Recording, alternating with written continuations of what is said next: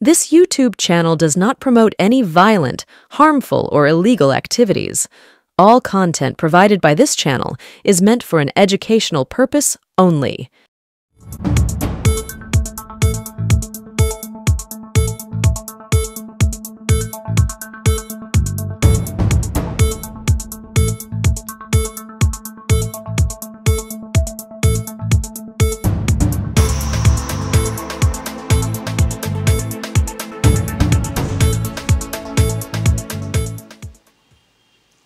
নমস্কার আদাব, আমি আপনাদের প্রবীর বিশ্বাস। আপনারা দেখতে শুরু করেছেন প্রত্যেক দিনের অভ্যেস মতো বিশ্বজোড়া বাঙালির আওয়াজ এনকে ডিজিটালের প্রভাতী অনুষ্ঠান ভোটের হাওয়া।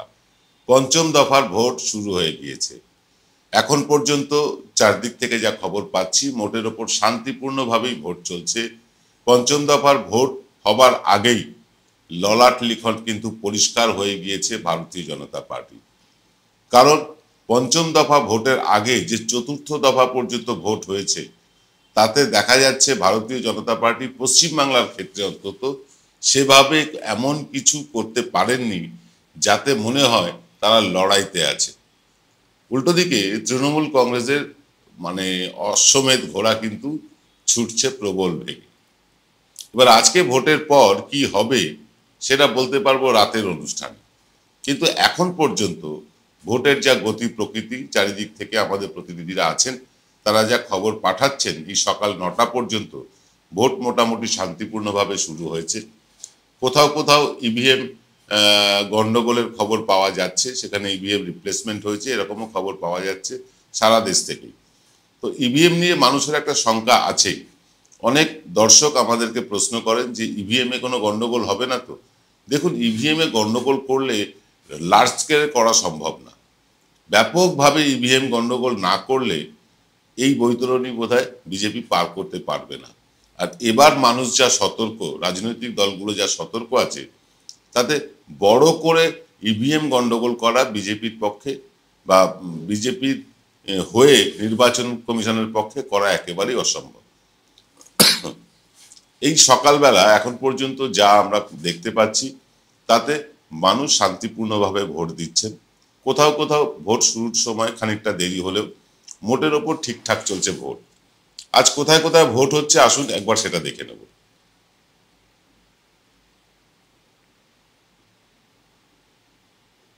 আজ ভোট হচ্ছে শ্রীরামপুর, ব্যারাকপুর, বনগাঁ, হাওড়া, উলুবেড়িয়া, হুগলি এবং আরামবাগে। এর মধ্যে বনগাঁ এবং ব্যারাকপুর নিয়ে বিশেষ আগ্রহ দর্শকেরা দেখিয়েছেন। আমার কাছে গতকাল প্রচুর ফোন এসছে যে বনগাঁয় কি হবে, মতুয়ারা কোন দিকে ঝুঁকে পড়বে। এর আগে আমরা দেখেছি রানাঘাটের ক্ষেত্রে মতুয়ারা কিন্তু সেই বিজেপির দিকেই ঝুঁকে পড়েছেন, কিন্তু বনগাঁর ক্ষেত্রে কি তাই হবে? মতুয়ারা একবার নয়, দুবার নয়, বারবার ঠকেছেন। তাদের নাগরিকত্ব দেওয়ার মিথ্যে আশ্বাস দেওয়া হয়েছে। যখন নাগরিকত্ব বিল লাগু হয়ে গেল, তখন দেখা গেল যে নিঃশর্তে নাগরিকত্ব দিতে পারছে না ভারতীয় জনতা পার্টি। শান্তনু ঠাকুর স্বয়ং বলেছিলেন যে 7 দিনের মধ্যে নাগরিকত্ব দেব, তা তিনি পারেননি। তারপর তিনি এটাও বলেছিলেন সবার আগে তিনি নাগরিকত্ব নেবেন, তারপরে মতুয়ারা নেবেন। তিনি নিজেও নাগরিকত্বের জন্য আবেদন করেননি এবং খুব আশ্চর্যজনকভাবে মতুয়াদের মধ্যে নাগরিকত্ব নেবার ফর্ম ফিল আপ করার প্রবণতা প্রায় শূন্য। এবং মতুয়া বাড়িতে অর্থাৎ ঠাকুর বাড়িতে যে কায়দায় তিনি বিনা পানি ঠাকুরের ঘর দখল করেছেন, মতুয়ারা এটা মেনে নেয়নি। এর প্রতিফলন ভোট বাক্সে পড়বে কিনা সেটা তো আমরা রাত্রে জানতে পারবো। কতটা মতুয়ারা এই ব্যাপারে ক্ষোভ প্রকাশ করলেন বা শান্তনু ঠাকুরের সাথে সহমত হলেন, সেটার মোটামুটি আভাস আমরা রাত্রে পাবো। ব্যারাকপুর নিয়ে মানুষের আগ্রহ প্রচুর, কারণ ব্যারাকপুরে অর্জুন সিং বিজেপির হয়ে প্রার্থী হয়েছেন আর পার্থ ভৌমিক প্রার্থী হয়েছেন তৃণমূলের হয়ে।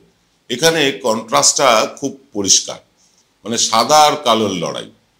কে সাদা কে কালো আমি বলতে যাচ্ছি না, কিন্তু অর্জুন সিং এর যে রাজনীতির পদ্ধতি, সেই বাহুবলী পদ্ধতি, সেই বিহার ইউপির মাসিহা মার্কা পদ্ধতি, ঠিক তার উল্টো পদ্ধতিতে ভোট করতে নেমেছেন পার্থ ভৌমিক।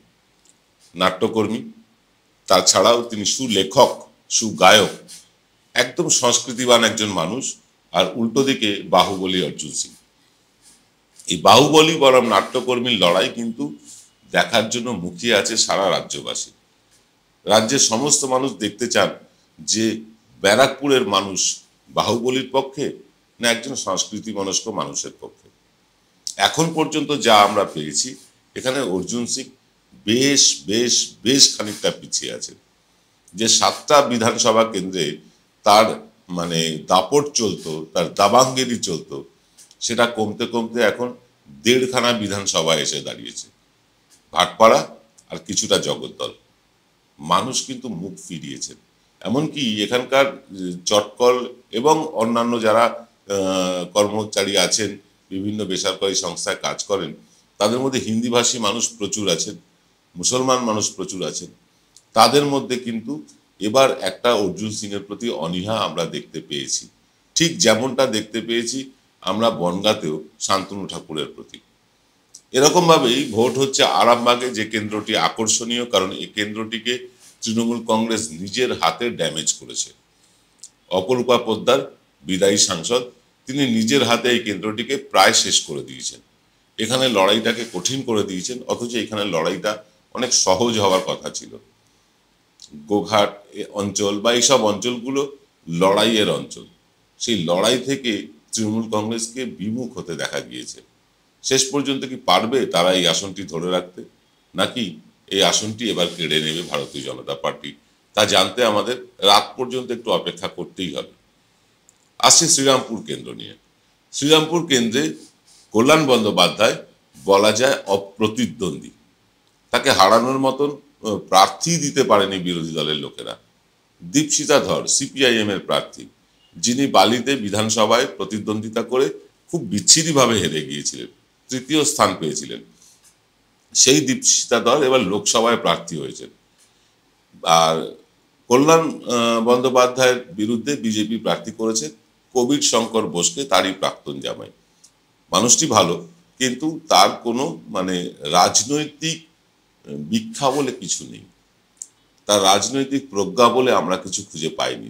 আপনারা আমাদের চ্যানেলে তার ইন্টারভিউ দেখেছেন বটে, আমি তার সাথে কথাও বলেছি। মানুষটি ভালো, কিন্তু রাজনৈতিক মানুষ নন। তাকে রাজনৈতিক লড়াইয়ে নামানো হয়েছে ঠিকই, আগেও নামানো হয়েছিল, কিন্তু তিনি আদৌ রাজনীতিটা বোঝেন কিনা সেই নিয়ে প্রশ্নচিহ্ন আমার মনেই আছে। দীপশিতা ধর, বামপন্থীরা যেমন হন, একটু উন্নাসিক টাইপের, একটু তুচ্ছ-তাচ্ছিল্য করতে ভালোবাসেন, তারাই সর্বজ্ঞ, তারাই সব জানেন, বাকিরা একেবারেই অশিক্ষিত, এরকম একটা ধারণা আছে। মানে এলিট ক্লাস যাকে বলা হয়, বামপন্থীরা আদতে তাই। ঠিক মাটির মানুষের কাছাকাছি নন তারা। দীপশিতাও তার ব্যতিক্রম নন। বালির নির্বাচনে তাকে ভালো করে লক্ষ্য করেছিলাম, তার গতিবিধি লক্ষ্য করেছিলাম, তার বক্তব্য কিছু শুনেছিলাম, তাতে মনে হয়েছিল যে এই ধরনের লোকজন রাজনীতিতে না আসলেই ভালো করতেন। তিনি সম্ভবত না, শুনেছি যে এই নিউ থেকে অর্থাৎ জওয়াহরলাল নেহরু ইউনিভার্সিটি থেকে পড়াশুনো করেছেন না পড়াশুনো করছেন ইত্যাদি, সে যাই হোক, কিন্তু তার যা ব্যক্তিগত ক্যারেক্টার, ব্যক্তিগত চরিত্র, সেই চরিত্রটা বামপন্থার সাথে মোটেও খাপ খায় না। তার সোশ্যাল মিডিয়ার প্রোফাইল দেখলেই বোঝা যায়। তিনি দেশ বিদেশে রং বেরঙের পোশাক পরে ঘুরে বেড়াচ্ছেন, ঠিক মেহনতি মানুষের প্রতিনিধি বলে তাকে মনে হচ্ছে না। আর উল্টো দিকে কল্যাণ বন্দ্যোপাধ্যায় পেশায় উকিল বটে, কিন্তু তিনি প্রচণ্ড প্রতিবাদী মানুষ। সংসদের ভেতরে আমরা বারবার দেখেছি। এই অবস্থায় তিনি প্রায় অপ্রতিদ্বন্দ্বী হয়ে উঠেছেন শ্রীরামপুর কেন্দ্রে। শুধু তাই না, তার সৌভাগ্য যে তিনি এমন 7জন বিধায়ককে সঙ্গে পেয়েছেন যারা প্রত্যেকেই নিজেদের এলাকায় অত্যন্ত পরিশ্রম করে নিজের এলাকাটাকে সুন্দর করে সাজিয়েছেন, এবং তার এলাকার যারা তৃণমূল কংগ্রেসের নেতৃত্ব আছে, বিভিন্ন ব্লক নেতৃত্ব, প্রেসিডেন্ট যারা, তারাও কিন্তু দিন রাত পরিশ্রম করেছেন এই নির্বাচনকে কেন্দ্র করে। আমরা আসবো বাকি কেন্দ্রগুলো নিয়ে, তবে ছোট্ট একটা বিরতির পর। আকাশগঙ্গা ক্যাটারার আপনার বাড়ির যে কোনো অনুষ্ঠান, বিবাহ, অন্নপ্রাশন, অফিস পার্টি, বিবাহ বার্ষিকীর অতিথি আপ্যায়নের বিশ্বস্ত প্রতিষ্ঠান আকাশগঙ্গা ক্যাটারার। আমাদের ফোন নাম্বার হলো 8240033987।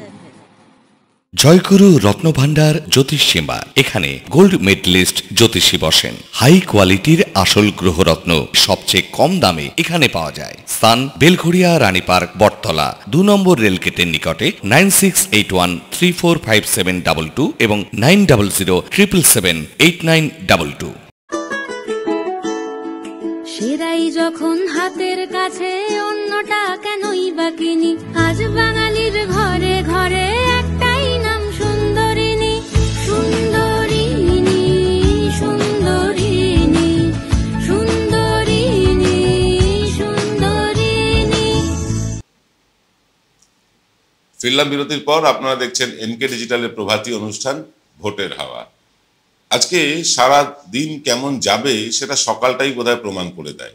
শ্রীরামপুর, ব্যারাকপুর, বনগাঁ, হাওড়া, উলুবেড়িয়া, হুগলি, আরামবাগ এই কেন্দ্রগুলোতে ভোট হচ্ছে পশ্চিমবাংলায়। আমরা আপনাদেরকে শ্রীরামপুর কেন্দ্র নিয়ে বললাম, ব্যারাকপুর নিয়ে বললাম, বনগাঁ নিয়েও বললাম।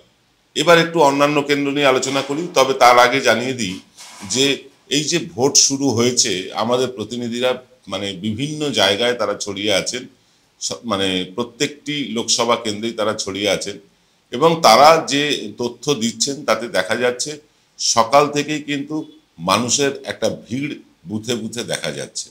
অর্থাৎ মর্নিং শোজ দ্য ডে, সকালই বলে দেয় সারা দিনটা কেমন যাবে।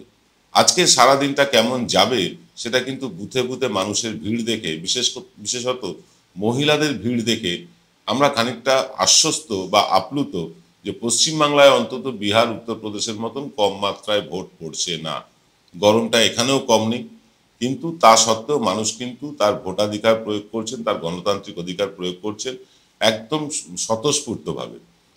এবার একটা জিনিস লক্ষণীয়, এই যে নির্বাচন কমিশনের দ্বারা নিয়োজিত নিয়োগপ্রাপ্ত কেন্দ্রীয় বাহিনী, তাদের কিন্তু দাপাদাপি গত বিধানসভা নির্বাচনের মতন নয়। গত 19-এর লোকসভা নির্বাচন এবং 21-এর বিধানসভা নির্বাচনে আমরা যে দাপাদাপি করতে দেখেছিলাম, মানুষের উপর খড়গহস্ত হতে দেখেছিলাম এবং মানুষকে অত্যাচার করতে দেখেছিলাম। শীতলকুচিতে তো 4 জন তাদের গুলিতে মারাও গিয়েছিলেন। এই দাপাদাপিটা, এই দাপটটা কিন্তু এবার আর নিরাপত্তা কর্মীদের মধ্যে দেখা যাচ্ছে না, বরং অনেকটাই সহযোগিতার হাত বাড়িয়ে দিচ্ছেন তারা বিভিন্ন জায়গায়।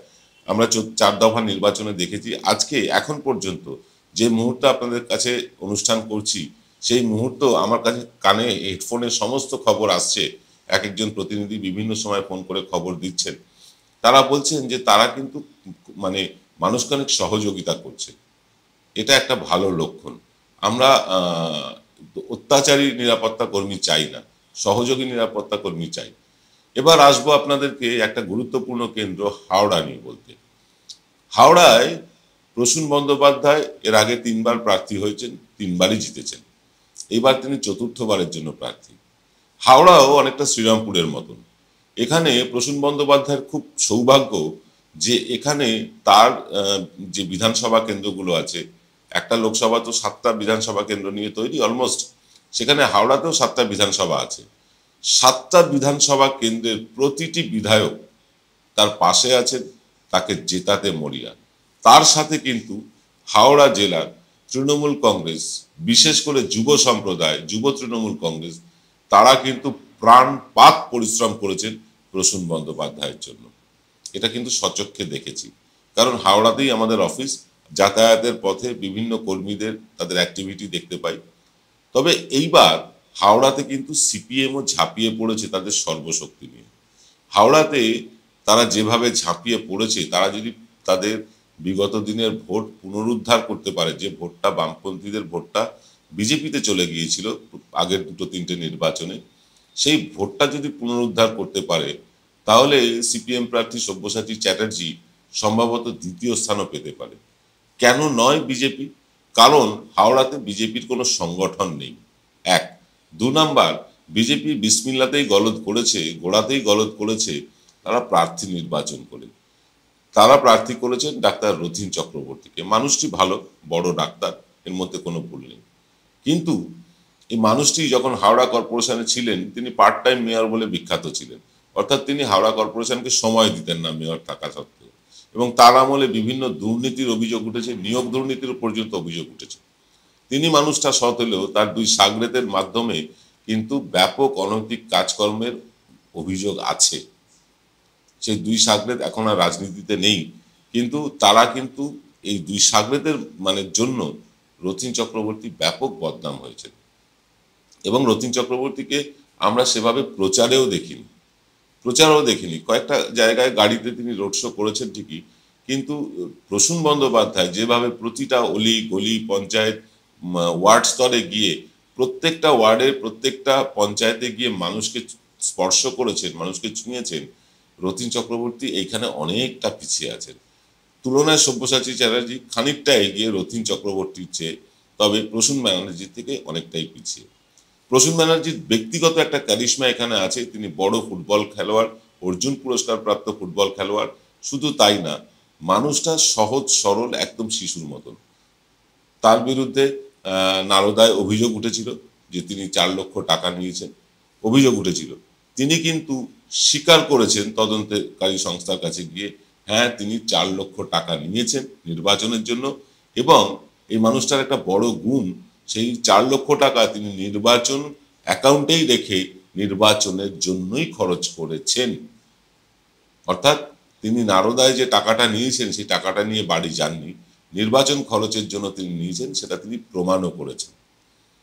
এই মানুষটার গায়ে কালির দাগ নেই। কখনো সখনো খেলোয়াড় মানুষ, রেগে যান, আবার পরের মুহূর্তেই কিন্তু একেবারে মাটির মানুষ হয়ে যান। একদম বুথ স্তরে কর্মীদের সাথে তার আন্তরিক যোগাযোগ, আত্মিক যোগাযোগ, প্রত্যেকের নাম ধরে চেনেন, প্রত্যেকের ফোন রিসিভ করেন, রাত বিরেত যখনই হোক। এটা তার একটা বিরাট গুণ, মানুষ ডাকলেই পায়। এটা যারা তৃণমূল কংগ্রেসের লোক নন তারাও কিন্তু স্বীকার করেন যে প্রসূন বন্দ্যোপাধ্যায়কে ডাকলেই পাওয়া যায়, তার কাছে গেলেই কোনো না কোনো সাহায্যের জন্য গেলে খালি হাতে ফিরতে হয় না।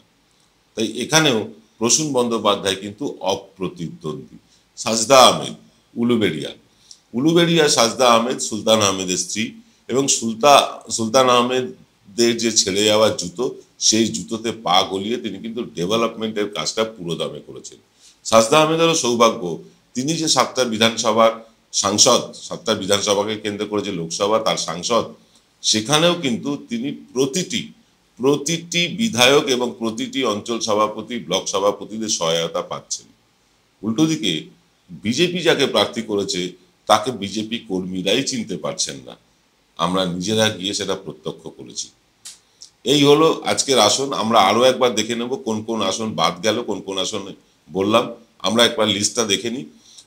দেখুন, হাওড়া, হুগলি এখনো বলিনি আমি, শ্রীরামপুর, ব্যারাকপুর, বনগাঁ, হাওড়া, উলুবেড়িয়া, আরামবাগ বললাম। আজকে শেষ আসন হুগলি আসনটি বেশ ইন্টারেস্টিং। এখানে নায়িকা বনাম নায়িকার লড়াই, রচনা বন্দ্যোপাধ্যায় বনাম লকেট চ্যাটার্জির একটি ভিডিও গতকাল সোশ্যাল মিডিয়ায় ভাইরাল হয়েছে। সেখানে লকেট চ্যাটার্জি পরিষ্কার বলছেন যে আমরা যদি 30-এর ওপর আসন পেয়ে আসি, পশ্চিমবাংলায় লক্ষ্মীর ভান্ডার বন্ধ করে দেব। এইটা গতকাল থেকেই ভাইরাল হচ্ছে সোশ্যাল মিডিয়াতে, এবং ক্যামেরার সামনে তিনি বলছেন। লক্ষ্মীর ভান্ডার বন্ধ করে দেওয়ার হুমকি যারা দেয় তারা কি আদৌ ভোটে লড়তে নেমেছে? এইরকম একটা জনমুখী প্রকল্প, মহিলাদের সশক্তিকরণের প্রকল্প, সেই প্রকল্প একজন মহিলা হয়ে বলছেন বন্ধ করে দেব। এমনিতেই লকেট অনেকটাই পিছিয়ে আছেন হুগলিতে, কারণ তার সংগঠন বলে কিছু নেই। তিনি সাংসদ হয়েও কিন্তু এলাকায় সময় দেননি, এটা সাধারণ মানুষ বলছেন। উন্নাসিক, দাম্ভিক এসব কথাও শুনেছি, সে কথা আজ ভোটের দিনে আর বলছি না।